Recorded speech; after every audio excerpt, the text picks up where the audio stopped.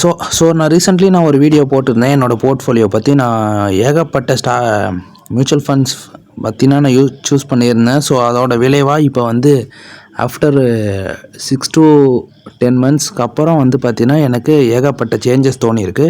So இப்போ நான் ஃபைனலாக பார்த்திங்கன்னா நிஃப்டி 50 அதில் and then Nippon India growth mid cap and another என்ன Parag Parikh flexi cap 3 and ICICI prudential gold saving fund இதில் ஆட் பண்ணலான்னு இருக்கேன். இதுக்கு என்ன ரீசன் அப்படின்ட்டு என்னோட பாஸ்ட் 1 year எக்ஸ்பீரியன்ஸை வச்சு மட்டுமே இப்போ நான் கரண்ட்டாக ஃபைனலாக இது அலோகேட் பண்ணதுக்கான ரீசன் என்ன அப்படின்றத நான் இப்போ இந்த வீடியோவில் எனக்கும் இது நாளை பின்ன ஃபியூச்சரில் என்ன எடுத்து பார்க்க யூஸ் ஆகுன்றதுக்காக இந்த வீடியோவை நான் எடுக்கிறேன். So first Nifty 50 and Nifty next 50யும் நான் போட்டிருந்தேன். ப்ளஸ் இது கூட இன்னொரு சிப்பும் போட்டிருந்தேன், மல்டி அசெட் ஃபண்டுன்ட்டு. ஏகப்பட்ட எக்ஸ்போஷர்ன்ற பேரில் எல்லாத்தையுமே போட்டு, ஆனால் எல்லாத்துக்கும் 100-200 தான் போட்டிருந்தேன். ஸோ ஆக்சுவலாக நான் டோட்டலாகவே ஒரு 600-700 தான் இன்வெஸ்ட் பண்ணியிருப்பேன். மேபி ஷார்ட் டேர்ம் கெயின் இருக்கிறதுனால இப்போதைக்கு நான் அதை வித்ரா பண்ணாமல் இன்னும் ஒரு 1 or 2 years கழிச்சு அதை வித்ரா பண்ணிவிட்டு எல்லாத்தையும் இந்த கடைசியாக இருக்கிற இந்த 3 ஃபண்டில் மட்டுமே இன்வெஸ்ட் பண்ணலாம் அப்படின்ட்டு ஃபைனலாக நான் டிசைட் பண்ணியிருக்கேன். அதுக்கான ரீசன் பார்த்திங்கன்னா என் ரீசெண்ட் டைம்ஸில் ஏகப்பட்ட கன்ஃபியூஷனாக இருந்தாலும் அந்த சிப் ஆட்டோமேட்டிக்காக இருந்துச்சு. பட் நான் எல்லா சிப்பையும் இப்போ ரீசெண்டாக கேன்சல் பண்ணிவிட்டு இப்போ ஃபைனலாக அலோகேட் பண்ணது என்னென்னா யூடிஐ 50. அதனால இந்தியாவில் இருக்க டாப் 50ல் மட்டும் இன்வெஸ்ட் பண்ணலான்ட்டு. அண்ட் அனதர் தாட் என்னென்னா இந்தியாவில் இருக்க அடுத்த நெக்ஸ்ட்டு டாப் 50லேயும் இன்வெஸ்ட் பண்ணால் நல்லா இருக்கும்ல அப்படின்ற ஒரு தாட்டில் தான் பார்த்தீங்கன்னா ஹெச்டிஎஃப்சி நிஃப்டி நெக்ஸ்ட் 50ல் நான் இன்வெஸ்ட் பண்ணிகிட்டு இருந்தேன். பட் அதோட சிப்பை நான் இப்போ கேன்சல் பண்ணிட்டேன். எதனால் அப்படின்னு பார்த்தீங்கன்னா ஏன் ஏகப்பட்ட டைவர்சிஃபிகேஷன் அப்படின்றதுனால ஆல்ரெடி நிப்பான் India growth mid cap fund இருக்குது. ப்ளஸ் நான் பார்த்தீங்கன்னா பராக் பரி ஃப்ளெக்ஸி கேப் ஆட் பண்ணலான்னு இருக்கேன். ஃப்ளெக்ஸி கேப் ஏன் நான் சூஸ் பண்ணுறேன் அப்படின்னு பார்த்தீங்கன்னா அதில் பார்த்தீங்கன்னா அப்பார்ட் ஃப்ரம் என்ன சொல்கிறது இந்தியன் எக்விட்டிஸ்மெண்ட்லாம் இல்லாமல் ஃபாரினோட equities like Meta platform and US based கம்பெனிஸ்லாம் லிட்டில் பிட் இன்வெஸ்ட் பண்ணுறாங்க. ப்ளஸ் கமாடிட்டிஸ் அந்த மாதிரி இதுலேயும் இன்வெஸ்ட் பண்ணுறாங்க. ஸோ ரிஸ்க்கு கொஞ்சம் அதிகமாக இருந்தாலும் ரிட்டர்ன்ஸ் அதிகமாக இருக்குது. ஆல்ரெடி அது இருக்கும்போது பார்த்தீங்கன்னா ஆல்ரெடி க்ரோத்துன்ற பேரில் ஒன்று இருக்குது. ப்ளஸ் ஃப்ளெக்ஸி கேப் இருக்கும்போது எதுக்கு நிஃப்டி நெக்ஸ்ட் 50 அப்படின்ற ஒரு கொஷின் மார்க் இருந்துச்சு. ப்ளஸ் ஷார்ட் டேர்மில் இது பார்த்தீங்கன்னா நிஃப்டி 50 அடி விழுறதை விட பயங்கரமாக அடி விழுது. அண்ட் பாஸ்ட் 1 year ரிட்டர்ன் எடுத்து பார்த்தாலும் 10% இருக்குது.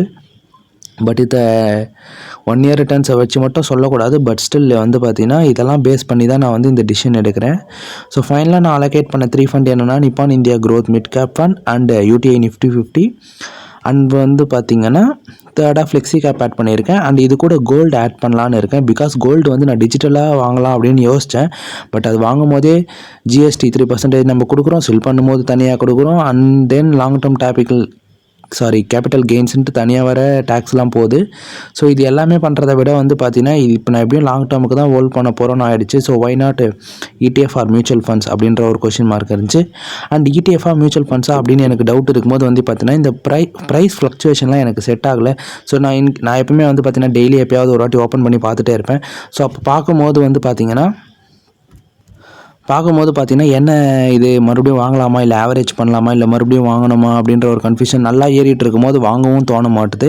ஸோ நல்லா ஏறிட்டு இருக்கே ஆவரேஜ் ஆகுமே அப்படின்ற ஒரு பல டவுட்ஸ்லாம் இருக்குது. ஆஸ் அ பிகினராக எனக்கு பார்த்தீங்கன்னா இந்த கன்ஃபியூஷன்லாம் வேணாம் அப்படின்றதுக்காக பார்த்தீங்கன்னா நான் சிப்பை ஆட் பண்ணிட்டா அது ஆட்டோமேட்டடாக அது பாட்டுட்டு ஆக போகுது. நம்ம என்ன வேல்யூ என்ன ஆகுது அப்படின்றது எதையும் நம்ம யோசிக்க தேவையில்லை அப்படின்றதுக்காக பார்த்தீங்கன்னா நான் என்ன சூஸ் பண்ணியிருக்கேன்னா ICICI Prudential regular gold saving FOF ஃபண்டில் நம்ம போடலாம் அப்படின்றது மாதிரி ஒரு ஐடியா சூஸ் பண்ணி வச்சுருக்கேன். எனக்கு ஏறிட்டு இருக்கும்போது நமக்கு இடிஎஃப்பில் வாங்கவும் தோண மாட்டுது. ஏன்னா நான் ஆல்ரெடி பண்ணியிருக்கேன். பட் நான் அதை போர்ட்ஃபோலியோலாம் காமிக்க விரும்பல. ஏன்னா ஏகப்பட்ட டவுன்ஃபாலில் போயிட்டுருக்கு எல்லாமே. ஸோ இது எல்லாத்தையுமே ரீபேலன்ஸ் பண்ணணும். இந்த 1 year முடிஞ்சவொடனே எல்லாத்தையும் கரெக்டாக நம்ம பெர்ஃபெக்டாக 5க்குள்ளே எல்லா ஃபண்ட்ஸையும் வச்சுக்கணும். ஸ்டாக்ஸ்லேயும் இதுலேயும் இன்வெஸ்ட் பண்ண வேணான்ற ஒரு மைண்ட் செட் வந்திருக்கு. எதனால் அப்படின்னு பார்த்தீங்கன்னா மோஸ்ட்டாக நான் டிவிடெண்ட் ஆர் இந்த போனஸ் இஷ்யூவை பேஸ் பண்ணி நான் வாங்கிட்டு இருந்தேன். பட் தேங்க்ஸ் டு ஃபினான்ஸ் பூசன் நான் சொல்லுவான். It's not a promotion video. But அவர் மூலியமாக எனக்கு நிறைய லேர்னிங்ஸும் கிடச்சிது. டிஃப்ரெண்ட் பெர்ஸ்பெக்டிவ் இருந்தாலும் அந்த பெர்ஸ்பெக்டிவ் சம்வாட் எனக்கு ஓகே அப்படின்ற மாதிரி இருக்குது. மேபி அது தப்பாக இருந்தாலும் நெக்ஸ்ட்டு நான் 1 yearல் கூட மாற்றிக்கலாம். பட் நான் இன்வெஸ்ட் பண்ணுறது கம்மியான அமௌண்ட்டு தான். ஸோ அதனால் என்னோடய லேர்னிங்ஸை மட்டுமே நான் ஷேர் பண்ணுறது இல்லாமல் சம் எக்ஸ்டர்னல் இன்புட்ஸ்லாம் எனக்கு தேவைப்படுது. ஸோ அந்த இன்புட்ஸ்லாம் எனக்கு புரிஞ்சதுனால ஓகே ஸ்டாக்ஸ் நம்ம அவாய்ட் பண்ணிக்கலாம்.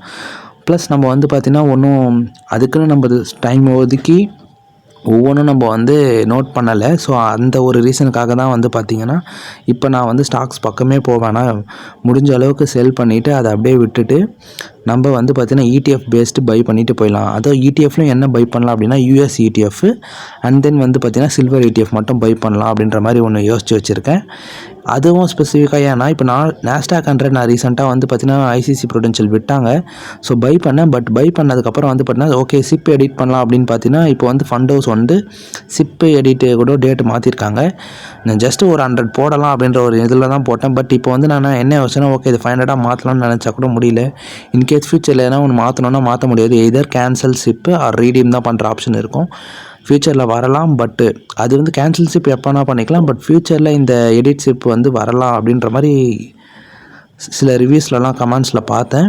பட் என்ன அப்படின்னா வந்து இதை நம்பி இருக்க முடியாது. இதுக்காக நான் வந்து இடிஎஃப் போனேன்னா வந்து மார்க்கெட் டைமில் நான் விற்றுட்டு போகலாம், இல்லை பை பண்ணலாம், செல் பண்ணிக்கலாம் அப்படின்ற ஒரு மைண்ட் செட் வந்துச்சு.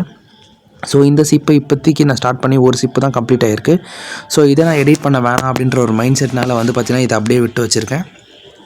ஸோ இதை நான் மறக்கக்கூடாதுன்றதுக்காக தான் இந்த வீடியோ ப்ளஸ் இந்த நோட்ஸையும் நான் எடுத்து வச்சுருக்கேன். ஸோ என்ன அப்படின்னு வந்து பார்த்திங்கன்னா இந்த பிளானை இங்கே வந்து பார்த்திங்கன்னா 5000 டோட்டல் சிப் அமௌண்ட்டை வந்து சிப் 3000 ETF 2000ன்னு மாற்றிட்டு கோல்டு ETF வந்து பல்காக டவுன்ஃபால் அந்த மாதிரி ஏதாவது ஆகும்போது வாங்கிக்கலாம். சில்வரும் பல்காக வாங்கிட்டு நாஸ்டாக் ETF வந்து பார்த்திங்கன்னா ஒரு 4 ஷேர்ஸ் அப்படியே மாதம் 1000 rupees கொடுத்து வாங்கிட்டே இருக்கலாம்.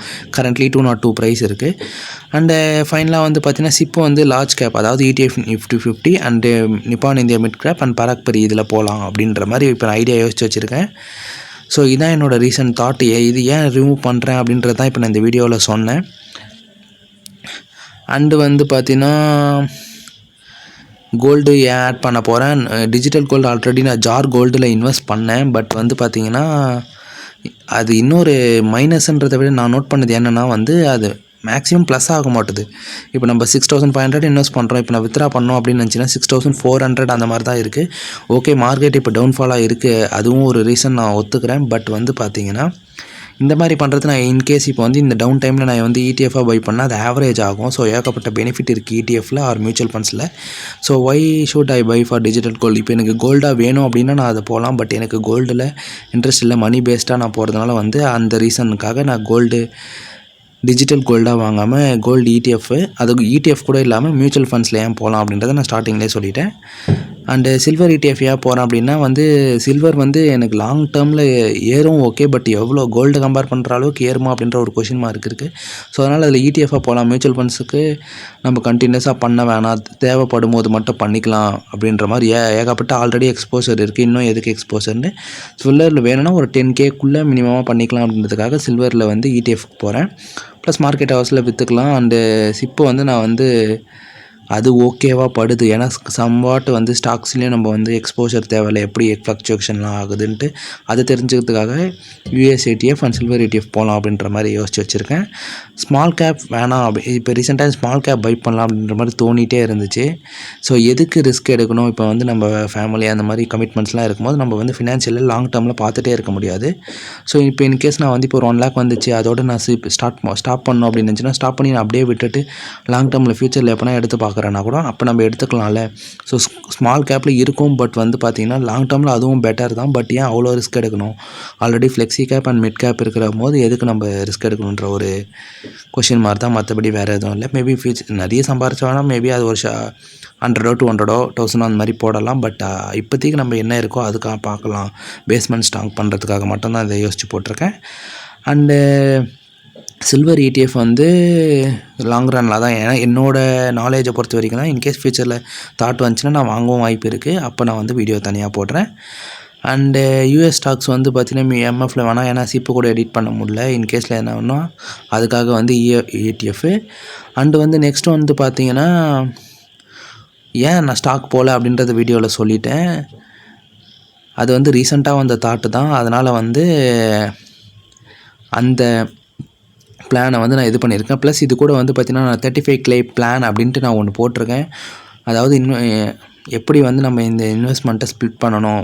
ஒரு பேஸ்மெண்ட்டு இப்போ உங்கள் பேரில் வந்து எதுவுமே இல்லை, இப்போ நீங்கள் ஸ்க்ராட்ச்லேருந்து ஸ்டார்ட் பண்ணுறீங்கன்னா என்ன எப்படி போனோம் அப்படின்றதுக்காக ஒரு போர்ட்ஃபோலியோ மாதிரி ரெடி பண்ணியிருக்கேன். இது உங்களுக்கு வேணும்னா நீங்கள் வந்து இந்த வீடியோ கீழே கமெண்ட் பண்ணலாம். இந்த வீடியோ பிடிச்சிருந்தால் லைக் பண்ணுங்கள். ஃப்யூச்சரில் இந்த மாதிரி ஒரு வீடியோ வேணுன்னா சப்ஸ்கிரைப் பண்ணிவிட்டு உங்களோட கமெண்ட்ஸை நீங்களும் ஷேர் பண்ணலாம். ஓகேவா? Thank you and bye friends.